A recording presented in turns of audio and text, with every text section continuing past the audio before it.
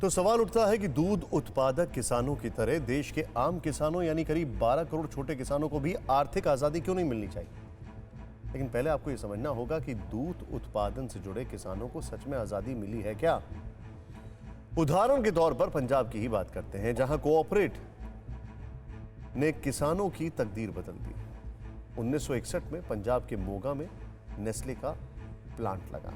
15 नवंबर 1961 को मोगा में जिस दिन नेस्ले की शुरुआत हुई, उस दिन कंपनी 4 गांव के 180 किसानों से सिर्फ 511 लीटर दूध इकट्ठा कर पाई थी।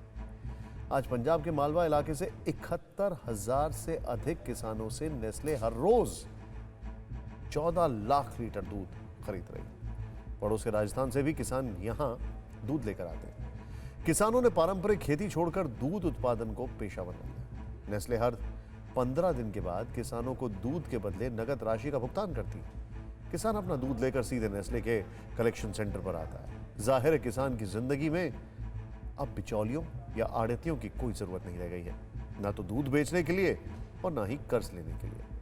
आंकड़ों के मुताबिक 1962 में नेस्ले ने दूध सप्लाई करने वाले किसानों को करीब 9 लाख रुपए का भुगतान किया गया था, जबकि यह रकम 2010 से 2011 के बीच 612 करोड़ रुपए तक पहुंच गई।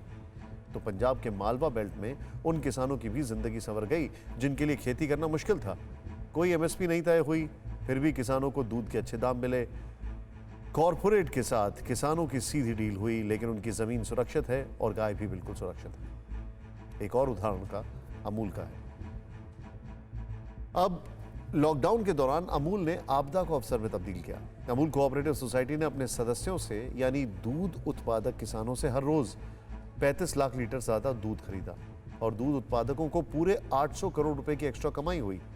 आइए अब आपको समृद्धि और सफलता की यह कहानी जरा विस्तार से समझाएंगे।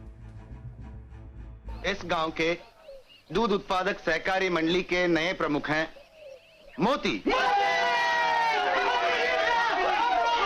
मोती दूध उत्पादक सहकारी मंडली का प्रमुख बन जाता है और सरपंच का कद उसके आगे बौना हो जाता है। 70 के दशक में आई फिल्म मंथन में सहकारिता की आत्मा के दर्शन होते हैं।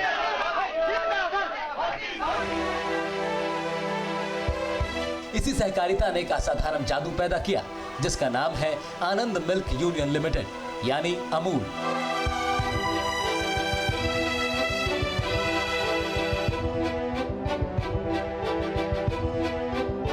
गुजरात के 18 जिलों 18,600 कोऑपरेटिव सोसाइटीज और 36 लाख किसानों की सफलता की कहानी है अमूल। आज अमूल का सालाना कारोबार 52,000 करोड़ रुपए का है और अगर 1998 में भारत दुनिया का सबसे बड़ा दूध उत्पादक देश बना तो यह अमूल के कारण ही संभव हुआ। हमारे यहाँ डेयरी नहीं थी, फिर अमूल आने के बाद हमारा दूध का जो मैनेजमेंट लेने का हुआ वो इकट्ठा होने लगा। फिर डेयरी का विकास हुआ। फिर हमें भी उस डेयरी की वजह से सारी ऐसी आमदनी मिलती है। धीरे धीरे इनकी प्रोडक्ट बनती गई और प्रोडक्ट बनने की वजह से मार्केट में सेल हुआ तो हमारा दूध का भाव मिलता गया। ऐसे अमूल की वजह से हमारे जीवन में बहुत बड़ा सुधार आया है। लालजी चावड़ा और अजय ठाकुर जैसे लाखों किसान हर रोज अपने दिन की शुरुआत ऐसे ही करते हैं और खास बात यह है कि 36 लाख किसान ही अमूल के मालिक हैं। यही अमूल को चलाते हैं।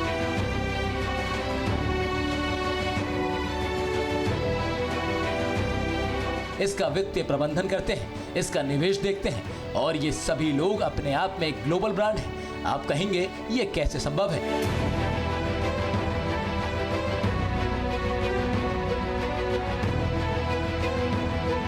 तो पहले ये समझिए कि अमूल की सहकारिता का पिरामिड कैसे बनता है। ये पूरा ढांचा 3 हिस्सों में बटा हुआ है। पिरामिड के निचले हिस्से में गांव का हर किसान है जो कि विलेज डेयरी कोऑपरेटिव सोसाइटी का सदस्य होता है। ये सारे सदस्य मिलकर अपना प्रतिनिधि चुनते हैं और इन प्रतिनिधियों को मिलाकर जिला स्तर का मिल्क यूनियन बनता है। ये यूनियन दूध और दूध से बने उत्पाद को राज्य स्तर के मिल्क फेडरेशन को बेचता है। प्रोडक्ट को बाजार में ले जाकर बेचना इसी फेडरेशन का काम होता है। यानी देखा जाए तो डेयरी पर किसानों का पूरा नियंत्रण होता है।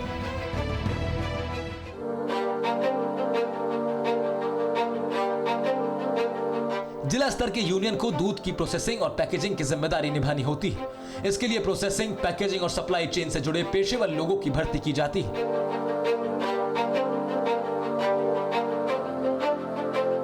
यहाँ ध्यान देने वाली बात यह है कि किसानों और बाजार के बीच कोई बिचौलिया नहीं है। यही वजह है कि छोटे से छोटे दूध उत्पादक किसान को भी कभी आर्थिक तंगी का सामना नहीं करना पड़ता। गांव में बनी दूध कोऑपरेटिव सोसाइटी के सदस्य यानी किसानों के लिए वक्त की पाबंदी बहुत जरूरी है। साथ ही उन निर्देशों का पालन करना भी जरूरी है जो डेयरी की तरफ से मिले हैं, यानी जानवरों को साफ सुथरा रखना है, चारे में किसी किस्म का केमिकल नहीं इस्तेमाल करना है और सबसे बड़ी बात, दूध को सही वक्त पर कलेक्शन सेंटर तक पहुंचाना है।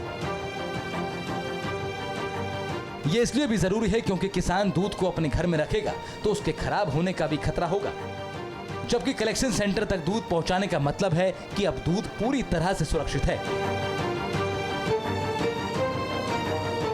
वो ग्राम्य कक्षा पे जो मिल्क समिति है, दूध मंडली है, वहाँ पे लाते हैं, जहाँ पे उनका गुणवत्ता के आधार पे उनका टेस्टिंग होता है।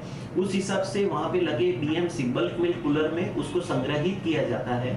दिन में 2 बार ये प्रोसेस होती है, मॉर्निंग एंड इवनिंग, और सुबह शाम ये लोग दूध इकट्ठा करके यहाँ से जो अमूल डेयरी का प्लांट है वहाँ से करीबन 150 से ज्यादा इंसुलेटेड मिल्क टैंकर गांव में जाती है। आमतौर पर सुबह 11 बजते बजते दूध की गाड़ियां गांव से निकलकर डेयरी प्लांट की ओर बढ़ जाती हैं और इसी तरह शाम को दोबारा एक तय वक्त पर ये गाड़ियां दोबारा गांव के दूध कलेक्शन सेंटर तक पहुंचती हैं। दूध के ये टैंकर 20,000 लीटर तक की क्षमता वाले होते हैं और इन्हें 5 डिग्री से कम तापमान पर रखा जाता है। परवाह देश की, सोमवार से शुक्रवार रात 10 बजे TV9 भारतवर्ष पर।